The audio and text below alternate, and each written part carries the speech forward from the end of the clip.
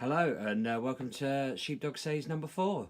I mentioned in my first video that sometimes I'd like to just make up my own ideas and stories based on things that I enjoy myself as a gamer or as a TV watcher. I like to kind of look at the way stories are done and think, I'd have done that differently, or why haven't they done this yet? Sometimes I have ideas that I think would make a big deal if they were executed right.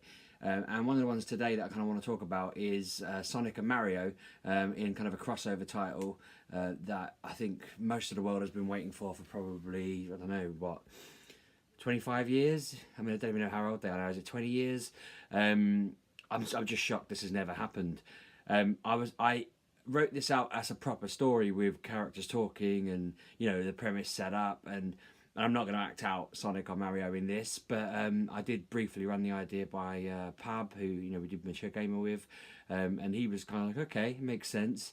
So yeah, here we go. I mean, I guess I want to start with the point that always stood out really weirdly to me, is if you're playing Sonic or you're playing Mario games, I get that in the real world they're designed to be a game, but from Sonic's point of view, the only person in his entire world who can create robots and is urbanizing all the different worlds they have and that sort of thing is Dr. Robotnik, or Eggman as he's known by them. So it always makes me wonder why on earth there are all these little TV computer boxes all over the world that can specifically give Sonic an extra life, or can specifically make Sonic be able to breathe underwater or jump through, as a fireball, or, why it is that if he needs to get to the top of a building, there's a perfectly laid out plan of robots from the bottom to the top that he can just bounce off of to reach. And every time he comes to the end boss, it's Dr. Robotnik in a boss that kind of does all these things but has a tiny margin where he can just nip in and hit him, or if he can pull off a certain move a certain way, and you have to figure it out. And I looked at that and I thought, well, hang on a minute, this guy's supposed to be trying to take over and sort of industrialise the entire planet. I believe in some stories he's trying to get back to Earth by building a massive robotic empire that will help him get there, which seems odd because he's got a spaceship, but anyway. And then when you look at Mario, it's kind of, there's all these different enemies that are putting the blocks in place for Mario to hit, putting the the ships in place to get from A to B. The castles are kind of laid out very difficultly, but they've always got something that can be done. Things moving at a certain way, and so on and so forth. And aside from all of that, if you notice, and I get again, suspending the knowledge of it's a game, the princess never gets hurt. The animals never get hurt. Robotnik and Bowser never die. I mean, the only people that actually ever get hurt are the Goombas and things like that in Mario, which I guess I don't know. I don't know how to explain that one, other than the fact that Mario's a mass murderer, and if you just left them alone, they'd probably be all right. That's probably something I'd cover off. I always thought I'd have it that I'd start a game with Sonic, so you're the player, you start the game, and it's the final boss. So you're fighting either a giant, Robotnik robot that looks like him, that's got a big emerald in its chest and is just blasting lasers all over the shop, and you've got to figure out how to beat it. Equally, at the same time, in Mario's version of the game, you're surrounded by lava. There's a Bowser there. You're kind of deciding to jump him and knock the thing behind him. You've got to figure it all out.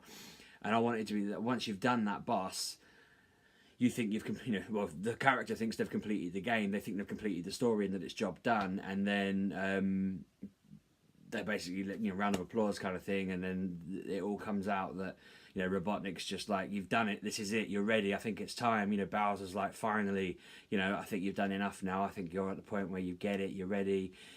Sonic and Mario can be kind of trying to get out of it, but they just get knocked down and dragged off. And it could be just a good reveal then that they say, well, yeah, we basically we've been building this all this time. Who do you think gave you the ability to run super fast? There are, again, stories for Sonic where Robotnik wasn't evil and he made him blue by messing with the Chaos Emeralds and stuff. Well, maybe that's not quite the way it is. Maybe he's not bad, he did that, and then Sonic overreacted and kind of went off on one. You can argue that the fact he's made Silver Sonics, he's made Shadow, he's made all these alternative options could have been alternatives to say that, yeah, we tried to do this. You know, we tried to let Tails, Knuckles, all the other characters get involved, but they're just not that strong enough. You know, sometimes they did it, but it just wasn't quite right for them. You know, with Mario, they can say, well, look, him and Luigi and the princess are like the only humans there. You know, the mushroom people can't really do it. So yeah, I think that fits. That's, you can kind of sell that as an option, as an idea. I'd like to think that they've been told that where they're going is different. That you know, they're being sent to a place where the levels we've played so far have been designed around intelligence that they've been able to glean from it all. So the reason that Robotnik has changed Sonic's world so much is because where he's going, it's going to be different, and maybe where Mario's going, it's going to be more Mario style levels, and they've been designed around that to just give different, you know, ways for them to just learn the local kind of ways and so forth. But then what I want to happen, I think the bit that will make it more of a game and more fun is if, when they say to them, it's time for you to go, like, get in there. You know, when you arrive, you know, when we get a chance, we'll send in your sidekick, like Tails and Luigi, whatever. But I'm thinking when they send them there, I want something to go wrong. I want maybe Tails, Knuckles, Luigi, Toad, and everyone trying to get in to save them and trying to get in to say no. You know, don't do whatever you're doing to them because you're monsters. They don't understand yet. They don't know. They're in the dark as much as Sonic was, and I want them to interfere enough that the plan just goes wrong completely, and then when the first level starts up as Sonic, you're actually in a world where there's all these question mark blocks. There's, you know, these similar monsters about that aren't quite Mario monsters. They're not exactly Koopas or Goombas. They're tweaked slightly for this game. You know, I want you to be having to go through levels thinking, well, if I get a feather as Sonic, what the hell happens? Because Mario had already trained to kind of get the cape and be able to fly and stuff, you know, get the little ears on and be able to waggle his tail, the fire flower and that kind of thing. What effect does that have on a Sonic? If Sonic eats a mushroom and grows tall, how is that going to be different? And I think that would just be awesome, trying to get through levels where you can't just use speed and jumping to get there, whereas Mario is going to be in a world where speed and jumping are kind of important, and, you know, how's he going to benefit from having a fire shield around him when he's used to firing the fire? You know, how's he going to react to, well, mostly, I mean, he won't be able to get big, he'd just be smaller Mario. I guess they'd have to tweak that, but yeah, well, I guess the shield, to be fair, he'd have to be smaller Mario all the time because he wouldn't have any mushrooms, so he'd have to rely on the shields from Sonic. He'd have to rely on things like that. I also think it'd be a good game if every time you got a one-up in the Sonic levels, you one-up Mario, and every time he got a TV with Sonic in, it gave Sonic a life. So the levels are intertwining, and if you're screwed on the Sonic level, you have to go back and play the Mario one to get more lives and so forth. I'd like to think that when they finally do explain to the sidekicks and send them through, they send the wrong ones through. So you've got Mario lifting Tails up.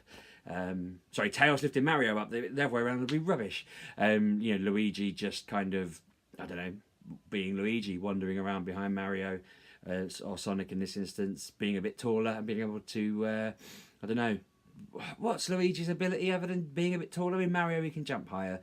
He'd just be there. He'd be able to do the bits that Mario otherwise would have done if he'd been there, I suppose. He'd be able to use the fire flowers and the you know, mushrooms to get bigger, and the stars or whatever else. You know, he'd be able to use it as intended, so he'd be quite handy. Same with Tails, I suppose. He'd be there quite handy to be able to do some of the bits that Sonic would have otherwise done, but he just wouldn't be as strong or as good as Sonic or Mario would have been. I think the bosses would be interesting, because what they could do is they could take old classic bosses from both games, and then apply them to this world, so they could be saying, well, the reason that Eggman created these robots in the way he did is because he was using intelligence that had gathered from this world. So there's like, you know, the swinging ball one could be just something that there's a creature there that has this massive, I don't know, tail that it swings, and its weakness is its head, but you can't get to it. It could be that all the robots he's made, like the monkey robot and things like that from Sonic 3, could all just be giant monkey things with weaknesses in the proper game, in the proper world. Sorry. Same with Mario. I just think all of the traps and puzzles and so forth that you've ever had to uncover in that, it would just have to be, you know, part and parcel of it. Part of the reason as well, this is a bit of a side step, but part of the reason I also think that this would make my brain feel a bit better about the whole canon of Mario and things like that is they're mortal enemies in the games, but then when you play Paper Mario or you play Mario Kart, he's happy to just race next to him or walk with him then. It's they pick and choose when they're mortal enemies, and I kind of think it would make sense if that was all set after this game, like in that you just say, "Oh, Mario Kart's set afterwards," when he realizes it's all cool. They're in the future. The Olympics where Mario and Sonic are racing each other. They know each other by then because they saved the universe together in this game. I'd like to see it, made by someone like the people who made Sonic Mania. I think if they could get the rights to both and it was on the Switch, that would make me want to buy a Switch tomorrow. Not today because it's Mother's Day and I should really be doing something for that.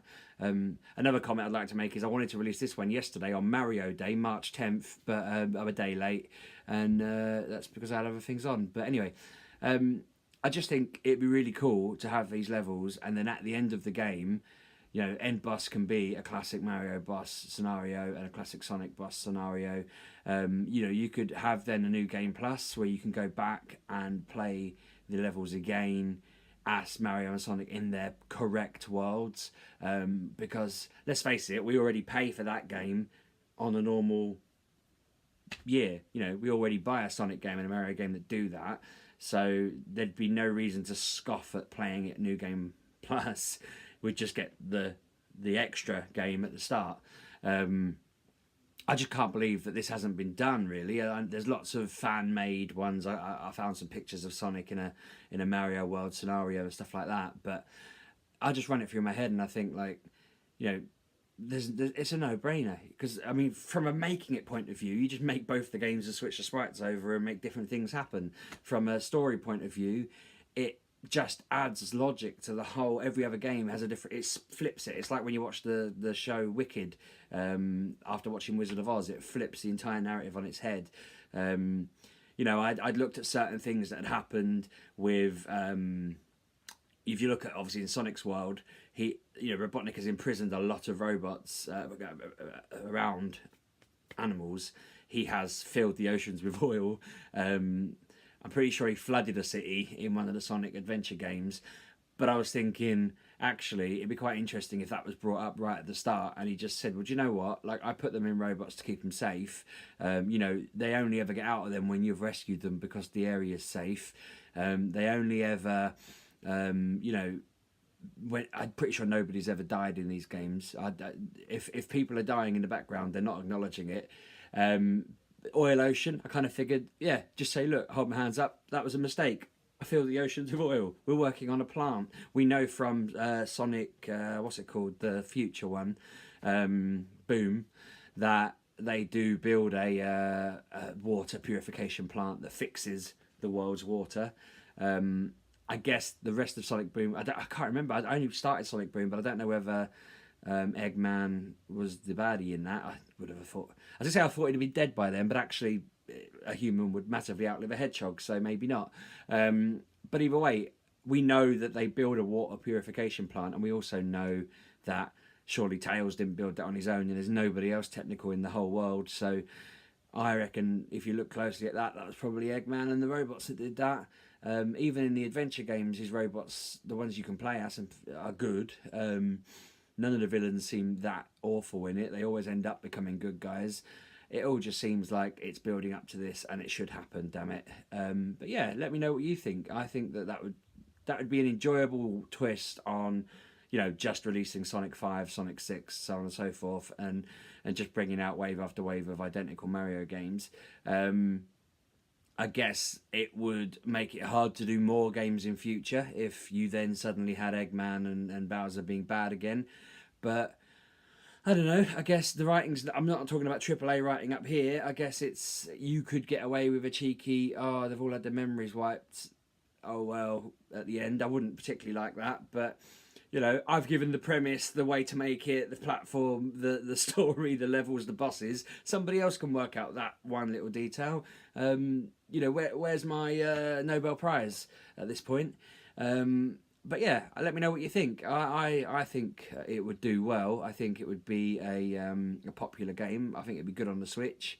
And I just it's one of those things where I'm not asking for massive cinematic scenes, but I'm thinking they could easily do. I mean, if you've played Freedom Planet, there are loads of cutscenes in that are just 2D characters talking. I'm not suggesting we add hours and hours of conversation into a Sonic and Mario game, because that would break it a bit, but just having these cool cutscenes where all is unveiled and the mistakes happen and that kind of thing would just be good fun. So yeah, let me know what you think. Give me a like and a subscribe, of course, as always, but comment below and let me know. Find plot holes, we can discuss it together. I'm sure between us we can polish this up, and then if you want to start spamming it at Sega and Nintendo, I'll get them around the table and I'll sort of, breach the peace between them, and let's get making it. But yeah, thank you for watching, and I'll see you tomorrow. Have a good day.